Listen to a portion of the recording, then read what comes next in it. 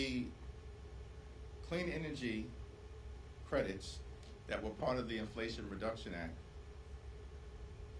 actually have had a significant benefit in terms of economic activity all across the country, particularly in red states and congressional districts represented by Republicans. Standing up a clean energy economy lowers energy costs, helps to protect the environment, and combats the climate crisis with the fierce urgency of now that is necessary, while at the same period of time creating jobs and generating economic activity. Republicans decided that they want to detonate these clean energy credits. I haven't spoke to Elon Musk. I'm not sure what the reasons are for this extraordinary statement, but we're in complete agreement. The GOP tax scam is a disgusting abomination. And yes, the repeal of the clean energy tax credits is one of many reasons why the Republican one big ugly bill is a complete and total disaster. These extremists can't even defend it. So you have the senator from Iowa say, in response to a question that was heartfelt about people dying prematurely because they're going to lose health care coverage under the GOP tax scam, that everyone's going to die. Yes, Joni, we know, the American people know, that at some point in their lives, they are going to pass away. The cause of death should not be Republican cruelty. The cause of death should not be this disgusting abomination of a bill. The cause of death should not be the reckless Republican effort to rip away health care from millions of people and rip food out of the mouths of starving children or veterans in the United States of America. Has your caucus come any closer to making a decision on how to respond to the bed lending cost of Congresswoman McIver being charged or the potential threats against other members? There are ongoing conversations. First and foremost, what's important is that we stand strongly and firmly behind LaMonica McIver. And that's priority number one, to make sure that she has the first-rate legal representation that she needs to battle these charges. She does. We're going to make sure that she has the resources that she needs to aggressively push back on all fronts against this extreme, reckless, corrupt, legal assault on a duly elected member of Congress who is doing her job. We have to stand with her until these charges are either dismissed or defeated in court, and we will. And those are the most immediate priorities as it relates to standing up for LaMonica. And that's what we needed to initially put into place. And then, of course, there's a more collective response. And you can expect some activity and action on that front to be led in part by Jamie Raskin. Thank you, Mr. Leader. During a discussion on CNN on Sunday, Debbie Dingell was discussing voting blocks that Democrats lost in 2024. She said we kind of ran our agenda for what we're going to do. We need our project 2028. Do you agree with Dingell's assertion? And on the related notes, about a month after your major speech characterizing Trump's 100 days, you mentioned that Democrats will be rolling out a blueprint, a blueprint for a better America. Can you give the American people an update on how that process is going, and can they expect something substantive on that front as they start to look towards Democrats' vision heading into 2026? There are ongoing conversations within the caucus to lay out different elements about our blueprint for a better America, anchored in a vision that is designed to build an affordable economy that lowers the high cost of living and makes life better for everyday Americans. That's the foundation. That's our North Star. Republicans are making life worse for you Our objective is to make life better for everyday Americans, starting with an economy that actually works for hardworking American taxpayers, and that actually lowers the high cost of living and makes life affordable in America.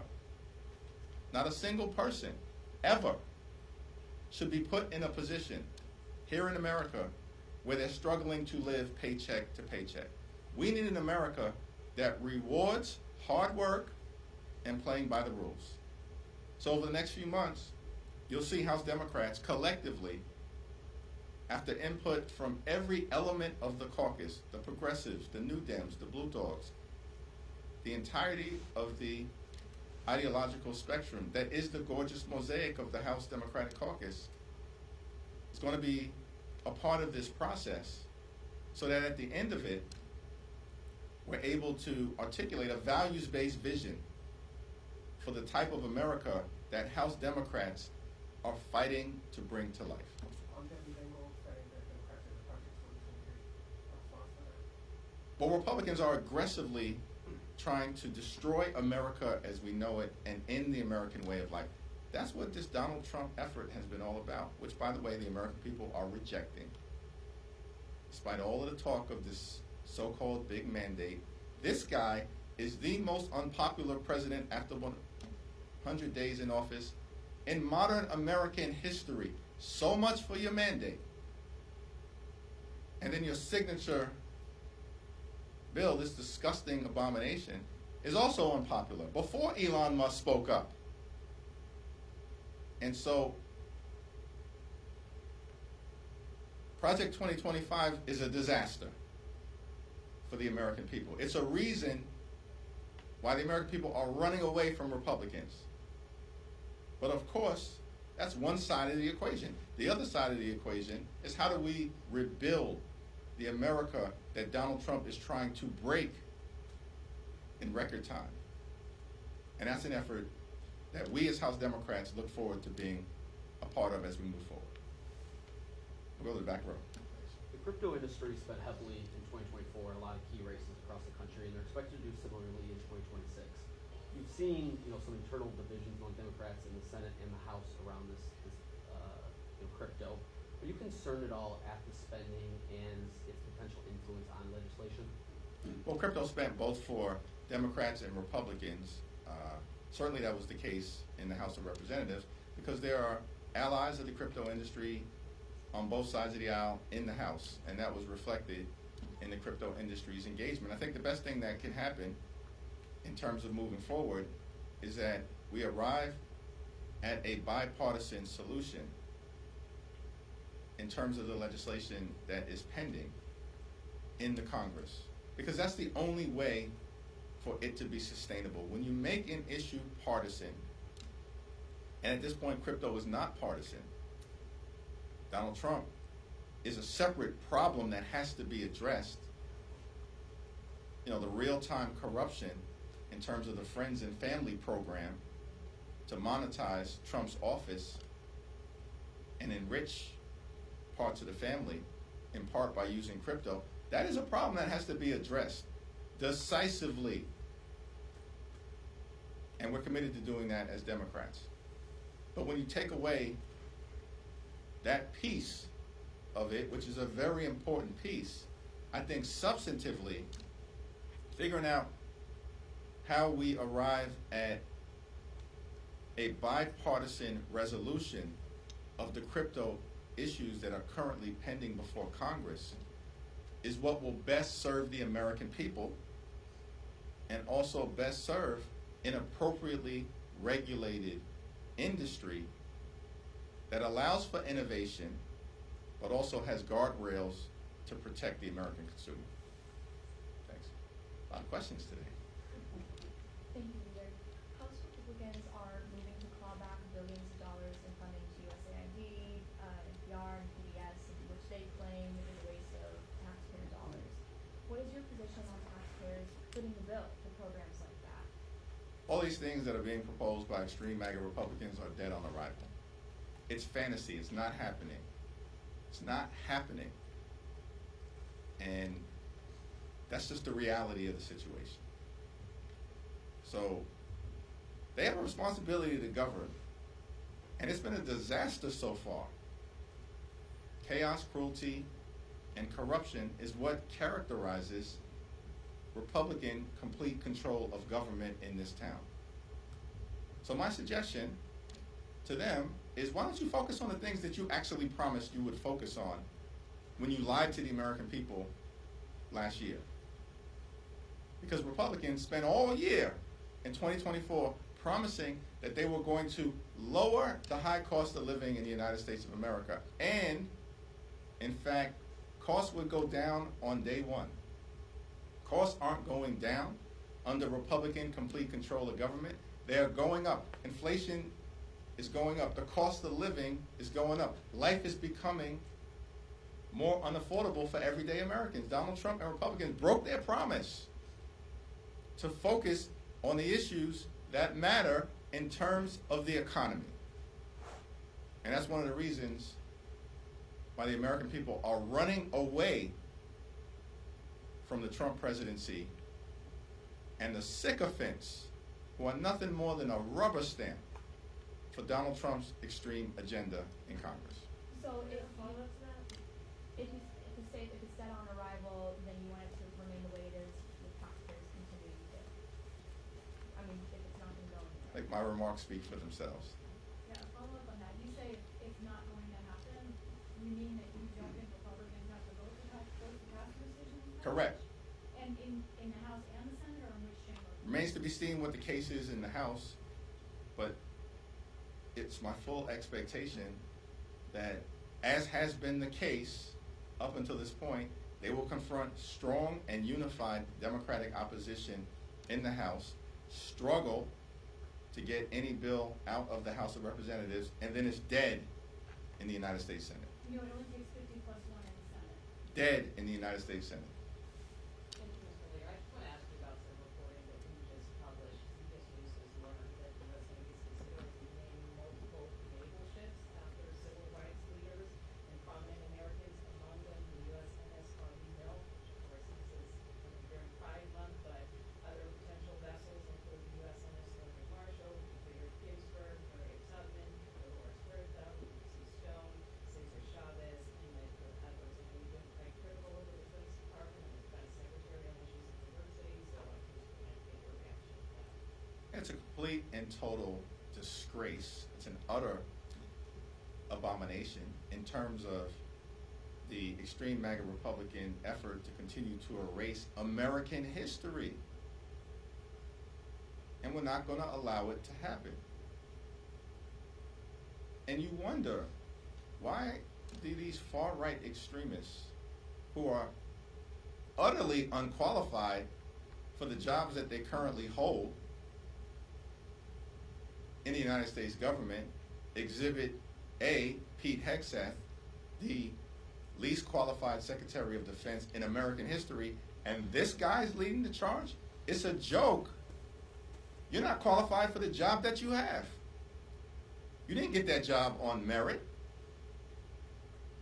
And so, here's what the outcome is going to be.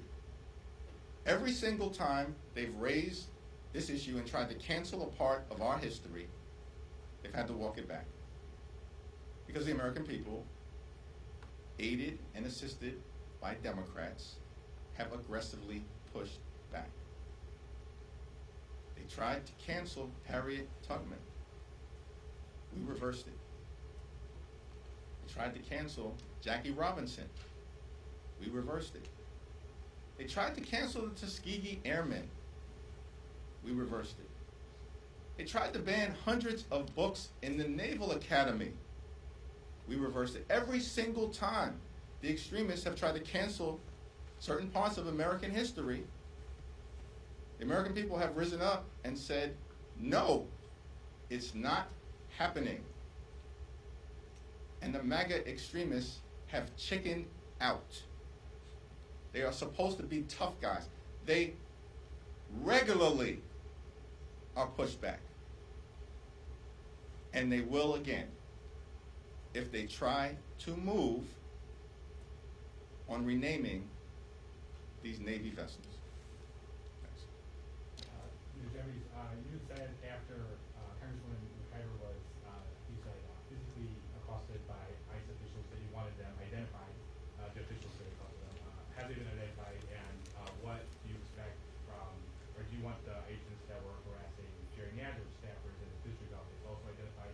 What's the latest, or how are Democrats going to respond to the Every single ICE agent who's engaged in this aggressive overreach and are trying to hide their identities from the American people will be unsuccessful in doing that. This is America. This is not the Soviet Union. We're not behind the Iron Curtain. This is not the 1930s. And every single one of them, no matter what it takes, no matter how long it takes, will of course be identified. That in fact is the law. And we're going to make sure that the American people have the transparency necessary to hold people accountable when they're folks who cross the line here in America. That's what's going to happen. And as I mentioned earlier, I spoke to Congressman Nadler about this. Our first priorities are always going to be making sure the person who is on the front line is in the best possible place to move forward. That's the case with LaMonica MacIver, and it is also the case with Congressman Nadler's brave, young, patriotic staffer. We've got to address those issues first. That's the human thing to do, while simultaneously, of course, preparing to deal with the broader policy implications, which, as I mentioned, are underway. Go back to this side. Yep. There are two members of the Congressional Black Caucus running to be a member on House Oversight. How do you think the CBC will handle that? It's a good question. We have a CBC meeting on Wednesday. At some point, I think both members will present themselves before the CBC, along with the two non-CBC members. That has been the traditional practice. And at the end of the day, may the best woman, may the best man win. We'll see what happens. On our side of the aisle, there's actually an election. It's a democratic process. People make their case to every single one of the House Democratic Caucus members, who then decide the best path forward. This is not the first time that multiple CBC members have been in a race together with each other, and it's always been handled like a family. Decades ago, Greg Meeks and Jim Clyburn ran against each other in the same race for vice chair of the House Democratic Caucus. At the end of the day, it worked out well for both of them. Barbara Lee and I were in a race together to be chair of the House Democratic Caucus. She had an incredible career in the United States Congress, and now she's the mayor of Oakland, and a great friend and colleague to me and to all of us within the CBC, a great leader. Those are just two of several examples. So the CBC will handle it like a family in the same way that we've always handled it, like a family. And at the end of the day, the caucus will make its decision. Leadership, of course, remains aggressively neutral. As is the case, we don't put our thumb on the scale, which is what happens on the other side of the aisle. And we'll see what happens at the end of the day over the next few weeks. Sure, can I follow up on that? Say it again? Do you expect them to endorse the CBC? That's an interesting question. That's probably best asked to Yvette Clarke and the CBC Executive Board. At this point, I'm just a voting member. Thank you. There are now 4 candidates in the oversight race. 2 of them are 44 and 47. The other 2 are 70 and 77. After what happened with Congressman Connolly and some other 70-year-old members, some of whom have been in maybe leadership positions and were essentially pushed out of those positions, what do you say to Democrats, both here in Congress and outside of Congress, who worry that the seniority system is once again going to elevate someone that many of them feel is not up for the job? There were 3 competitive races in the aftermath of the November 2024 election, competitive race for the Ag Committee leadership, a competitive race for natural resources, and a potentially competitive race to head the Judiciary Committee, ultimately resulting in Jerry Nadler, a great former chair, making the decision to stand down, and Jamie Raskin, an amazing leader, enabled to step up. So the record most recently speaks for itself, which is just that the caucus is going to make a decision on the merits as to who they think is best qualified to lead the committee moving forward. In the same way that Rosa DeLauro and Frank Pallone and Richie Neal and Maxine Waters continue to lead their committees and are doing an extraordinary job and showed an amazing amount of fight in connection with the GOP tax scam. Thanks. Thank you, Leader. With Democrats vowing to fight the one big beautiful bill as much as possible, do you Ugly bill. believe there should be any pressure on Leader Schumer when it comes to trying to block this bill? Leader Schumer and I had a great conversation over the weekend. His caucus is ready, willing, and able to meet this moment under his leadership, and I expect strong, forceful, principled, and unified Democratic opposition in the United States Senate. Last question. Thank you, Mr. Leader. So these past couple months, you have, in your messaging, been attacking Elon Musk and at times even using him as a proxy for Donald Trump himself. Now that you supposedly agree with him in opposing this one ugly bill, like you call it. Not supposedly, actually agree. Okay, so now that you agree with him, are you concerned that undercuts your messaging against Elon Musk all along? And, you know, why should voters believe you after it?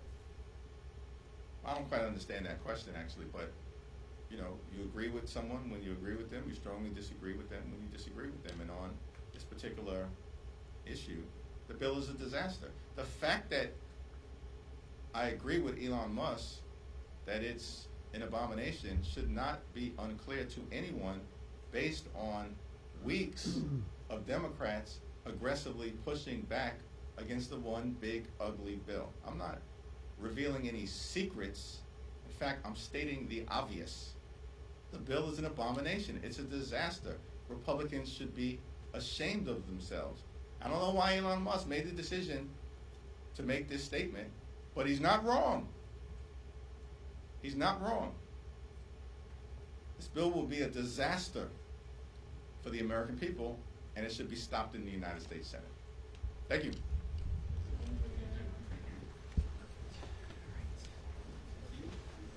So my friend at the pool camera, how was that? Audio was good? Cool, perfect. Good. Love to see you.